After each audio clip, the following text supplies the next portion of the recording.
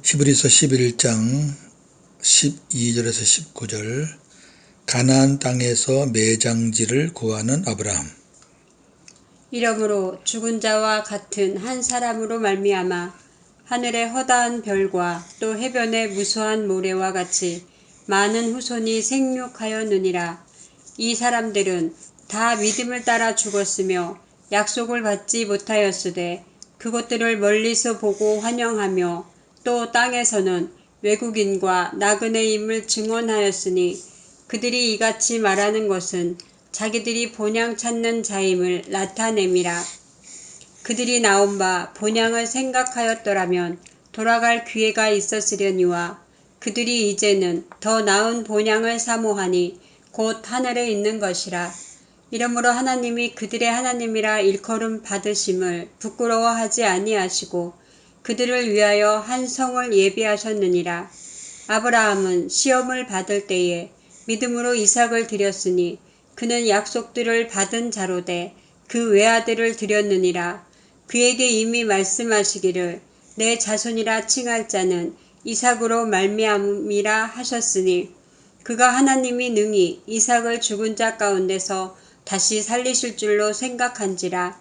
비유컨대 그를 죽은 자 가운데서 도로 받은 것이니라. 아멘. 아브라함과 사라에 대한 오늘 마지막 말씀입니다. 오늘 말씀의 주제 가나안 땅에서 매장지를 구하는 아브라함, 그리고 하나님의 약속 안에서 아들 이삭의 배필을 구하는 아브라함. 창세기 23장은 가나안 땅에서 매장지를 구하는 아브라함입니다. 아브라함의 아내 사라가 127세의 나이로 죽었습니다. 창세기 23장 1절 2절. 사라가 127세를 살았으니 이것이 곧 사라가 누린 횟수라. 사라가 가나안 땅 헤브론 곧 기럇 아르바에서 죽음에. 아멘. 성경에서 여자 가운데 유일하게 사라만 죽은 나이가 기록되었습니다. 하와도 없어요. 그 이유는 사라가 열방의 믿음의 어미이기 때문일 것입니다. 창세기 17장 15절 16절. 하나님이 아브라함에게 이르시되 내 아내 사레는 이름을 사레라 하지 말고 사라라 하라. 내가 그에게 복을 주어 그가 내게 아들을 낳아주게 하며 내가 그에게 복을 주어 그를 여러 민족의 어머니가 되게 하리니 민족의 여러 왕이 그에게서 나리라. 아멘. 열방의 어미거든요. 열방의 아비, 열방의 어미. 이 아브라함과 사라가 참 중요한 그 위치에 있는 사람들입니다. 우리 믿음의 사람들에게는 하나의 표본, 모델. 그들의 일생이 우리의 거울. 그러게 성경에 이 사라의 나이만, 죽은 나이, 사라의 나이만 나옵니다. 사라는 아브라함을 주라 부르면서 순종했던 거룩한 부녀였습니다. 베드로전서 3장 3절에서 6절. 너희의 단장은 머리를 꾸미고 금을 차고 아름다운 옷을 입는 외모로 하지 말고 오직 마음에 숨은 사람을 온유하고 안정한 심령에 썩지 아니할 것으로 하라. 이는 하나님 앞에 값진 것이니라. 전에 하나님께 소망을 두었던 거룩한 부녀들도 이와 같이 자기 남편에게 순종함으로 자기를 단장하였나니 사라가 아브라함을 주라 칭하여 순종한 것 같이 너희는 선을 행하고 아무 두려운 일에도 놀라지 아니하면 그의 딸이 된 것이니라. 아멘. 순종은 외모로 하는 게 아니라 내면으로 하는 거다. 그 말이죠. 마음으로 하지 않는 순종은 위선이죠. 하나님께 소망을 두었던 거룩한 부녀들도 그렇게 했다. 대표적인 사람으로 사라가 아브라함을 주라 칭하면서 순종했다. 그렇게 말합니다. 자, 그렇다면 우리가 이 부분 좀 보겠습니다. 과연 사라가 처음부터 아브라함을 주라고 부르고 순종했을까요? 그건 아닙니다. 사라가 되기 전 사례였을 때의 모습을 좀 보겠습니다. 첫째, 아브라함에게 하갈을 후처로 취하도록 권유한 사람입니다. 그 일을 사라가 주도한 거예요. 아브라함은 따라갔죠, 그냥. 두 번째, 하갈과 이스마엘의 일로 안 좋아졌잖아요, 관계가. 가족이. 그러니까 모든 책임을 아브라함에게 돌리면서 아브라함과 심히 다투었다. 성경에 그렇게 되어 있어요. 자기가 주도해놓고 책임을 아브라함에게 돌리는 거죠.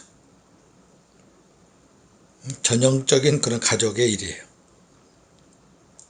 세 번째, 하갈을 학대하고 결국에는 하갈과 이스마엘을 내쫓으라고 결국 내쫓습니다. 네 번째, 창세기 20장 아비멜렉 사건 이전까지의 사라는 하나님의 약속에 대한 믿음이 없는 믿음의 사람이 아니었습니다. 믿음의 사람이 아닌데 사라가 하갈과 이스마엘을 겪으면서 남편을 주라고 칭했을 리가 만무합니다. 그렇게 생각하시지 말라니까요. 복음이 없이는 안 돼요. 사라가 아브라함을 주라고 칭하며 그에게 순종할 수 있게 된 계기는 아비멜렉 사건입니다. 하나님께서 아브라함을 높이셔서 아브라함의 기도로 아비멜렉의 집의 모든 태의 문이 열리는 것을 봤잖아요, 사라가. 그로 인해서 하나님의 약속을 믿게 되었고, 그리고 아브라함을 주라 부르며 순종하게 된 것입니다. 굉장한 사건이죠. 사라가 복음이 되니까, 사라에게 진정한 믿음이 생기니까 남편을 보는 눈, 대하는 태도가 바뀌는 거죠. 저도 가정을 갖고 있는 사람이지만 남편과 아내가 두 사람 다 하나님의 생명으로 복음이 돼야지 사랑과 순종이 성경적이죠. 한 사람은 복음이 안 됐고 한 사람은 복음이 됐고 그거 잘 안 됩니다. 그게 이제 오래가다 보면 이제 생명이 있는 사람이 왜 나만 이렇게 살아야 돼? 하면서 어느 한계에 부딪히면 같이 막 가는 거죠. 근데 보세요. 생명이 없는 사람은 그렇게 살 수밖에 없는 거예요. 그 생명이 있는 사람이 다 그걸 받아줘야 돼요. 받아주고 기도하면서 기회를 봐야죠. 두 사람 다 하나님의 생명이 없으면 그건 전쟁터고요. 그 말할 것도 없고요. 부부지만은 아니에요. 얼마나 이기적인지 아세요? 다 자기 기준에 맞추라 그러고 배려할 줄 모르고. 근데 남편과 아내가 복음 안에 돌아와 보세요. 남편이 아내를 어찌 사랑할 수 없으며 아내가 남편에게 어찌 순종할 수 없나요? 주님이 하게 해주시는데.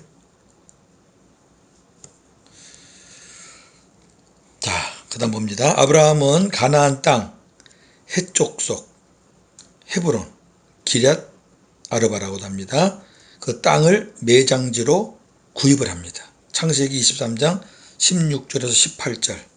아브라함이 에브론이 헷 족속이 듣는 데서 말한 대로 상인이 통용하는 은 400세겔을 달아 에브론에게 주었더니 마물의 앞 막벨라에 있는 에브론의 밭, 곧 그 밭과 거기에 속한 굴과 그 밭과 그 주위에 둘린 모든 나무가 성문에 들어온 모든 헷족속이 보는 데서 아브라함의 소유로 확정된지라. 아멘.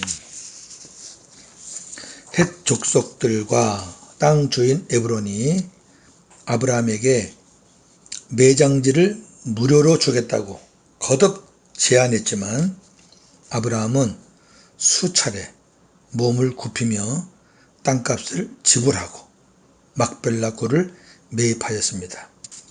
자, 웬만하면 그냥 무료로 준다는데 거듭 절대로 안 받습니다. 아브라함이 이같이 한 이유가 있습니다. 그건 가나안 땅에 대한 하나님의 약속을 믿었기 때문이고, 이제 가나안 땅에 대한 약속은 굳건히 믿죠. 이제는 흔들리지 않아요. 그 다음에 소유권 문제를 미연에 방지하기 위함입니다. 아브라함은 가나안 땅을 절대로 양보하거나 빼앗겨서는 안 된다는 것을 알기 때문에 자기 소유로 확정 짓는 것입니다. 자, 생각해 보세요. 돈을 지불을 안 하면 그 사람들이 지금은 분위기가 좋으니까 우리가 줄게 하지만 분위기가 안 좋아지면 너 나가 그래요. 그러면 어때요? 나와야지. 그러나 사가지고 내 소유로 확정을 지으면 못 쫓아내거든요. 중요한 의미가 있는 겁니다. 두 번째 주제, 하나님의 약속 안에서 아들 이삭의 배필을 구하는 아브라함, 창세기 24장 사건인데, 아브라함은 아들 이삭의 배필을 구하기 위해 종 엘리에셀을 보내면서 이렇게 말합니다. 이곳 가나안 딸은 안 되고 내 고향, 내 족속에게 가서 이삭의 배필을 택하라고 명합니다. 또한 이삭을 그곳으로 데려가서는 안 되고, 그러니까 그 여자가 있는 곳으로 이삭을 데려가서는 안 되고 반드시 이삭의 배필을 이삭이 있는 이곳 가나안으로 데리고 와라, 이렇게 명했습니다. 창세기 24장 6절에서 8절. 아브라함이 그에게 이르되 내 아들을 그리로 데리고 들어가지 아니하도록 하라. 하늘의 하나님 여호와께서 나를 내 아버지의 집과 내 고향 땅에서 떠나게 하시고 내게 말씀하시며 내게 맹세하여 이르시기를 이 땅을 내 씨에게 주리라 하셨으니 그가 그 사자를 너보다 앞서 보내실지라. 내가 거기서 내 아들을 위하여 아내를 택할지니라. 만일 여자가 너를 따라오려고 하지 아니하면 나의 이 맹세가 너와 상관이 없나니 오직 내 아들을 데리고 그리로 가지 말지니라. 아멘. 맹세, 오직, 얼마나 정확합니까 이제. 가나안 땅을 안 놓겠다는 아브라함의 신앙이 담겨있는 단어들입니다. 우리가 지금 오직 천국, 오직 예수 하는 거랑 똑같은 거예요. 왜? 가나안 땅이 예수님의 품, 그 다음에 천국의 예표인데, 창세기 12장에서 가나안을 떠나 하나님의 창세기 12장에서 하란을 떠나, 하란입니다. 하란을 떠나 하나님 말씀에 따라 가나안에 도착한 아브라함이 가나안 땅에 기근이 있자 아무 생각 없이 그 가나안을 또 떠납니다. 그리고 애굽으로 내려갑니다. 이때까지만 해도 가나안 땅에 대해서 전혀 모르는 거예요. 하나님이 약속한 땅인데 갔다가 눈에 안 되니까, 마음에 안 되니까, 힘드니까 또 나오는 거예요. 또 창세기 13장에서는 조카 롯과 헤어질 때 네가 좌하면 네가 우하면 내가 좌하고 네가 좌하면 내가 우하리라, 그렇게 양보하면서 양보한 거죠. 육신적으로는 아주 아름다운 양보예요. 그런데 가나안 땅을 롯에게 빼앗길 뻔했던 거거든요.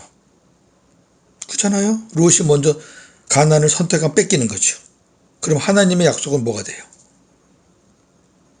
그렇게 가나안을 생각했을 때와 지금 아브라함이 가나안을 생각하는 것은 큰 대조가 됩니다. 이해가 되시겠죠?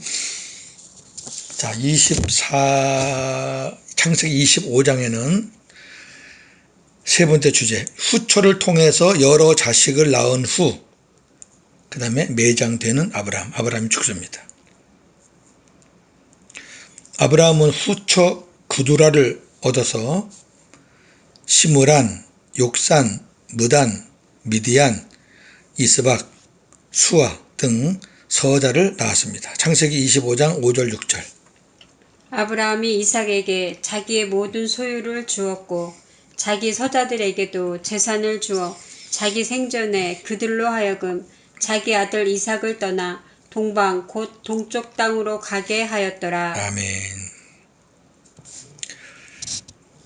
이것은요, 아브라함이 여자를 탐해서 후초를 얻은 것이 아닙니다. 그게 아니고 창세기 22장에 하나님의 그 새 언약, 맹세로 하신 새 언약 있죠. 천하 만민이 내 씨로 말미암아 복을 받으리라. 천하 만민. 천하 만민을 구원하시려는 하나님의 섭리였습니다. 아브라함은 아들 이삭에게 모든 소유를 주었지만 서자들에게도 재산을 나누어 주었습니다. 오늘 본문에 보니까. 이것이 이스마엘과 다른 겁니다. 이스마엘은 기업이 전혀 없지요. 그런데 이 서자들에게는 재산을 나누어 주었습니다. 달라요. 그러나 이삭과는 거리가 멀리 떨어진 동방에 가서 살도록 하였는데 이것은 약속의 아들 이삭이 합법적인 상속자라는 것을 믿었기 때문에 이삭을 안전하게 보호하려는 아브라함의 배려였습니다. 그렇잖아요. 자식끼리 또 싸울 수 있으니까. 아브라함은 175세의 나이로 죽어 가나안 땅 막벨라굴에 매장되었습니다. 아브라함이 죽자 하나님께서 이삭에게 복을 주셨습니다. 창세기 25장 11절. 아브라함이 죽은 후에 하나님이 그의 아들 이삭에게 복을 주셨고 아멘. 이는 이삭이 합법적인 상속자라는 것을 하나님께서 인정하시는 겁니다. 아브라함이 죽자 바로 아브라함에게 갔던 그 복을 이삭에게 준 겁니다. 자, 정리합니다. 아브라함이 가나안에서 매장지를 매입하는 것이나 아들의 배필을 반드시 가나안으로 데리고 오라는 것을 보면서 가나안 땅에 대한 여호와 하나님의 약속을 확실하게 믿고 있는 아브라함의 신앙의 깊이를 알 수 있습니다. 우리로 말하면 천국에 대한 하나님의 나라에 대한 확실한 소망과 믿음이 있었다. 그것과 동일합니다. 그 다음 아브라함이 말년에 후처 그두라를 통해 많은 서자를 낳은 것은 아브라함이 여자를 탐한 것이 아니라 천하 만민을 구원하시려는 하나님의 섭리였습니다. 왜?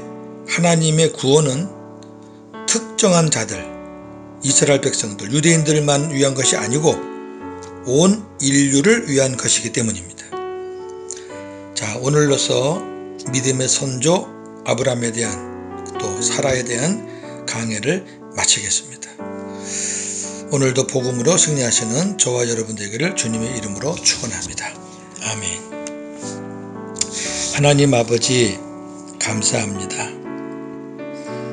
가나안은 예수 그리스도의 예표, 천국의 예표라고 우리가 믿고 있습니다. 아브라함이 가나안에 대한 영적 깊이가 없을 때에는 가볍게 생각했습니다. 눈에 보이는 대로 좋으면 가고 불편하면 안 가고 그랬습니다. 롯에게 양보 먼저 한 것도 아마도 그러한 수준에서 했을 것입니다.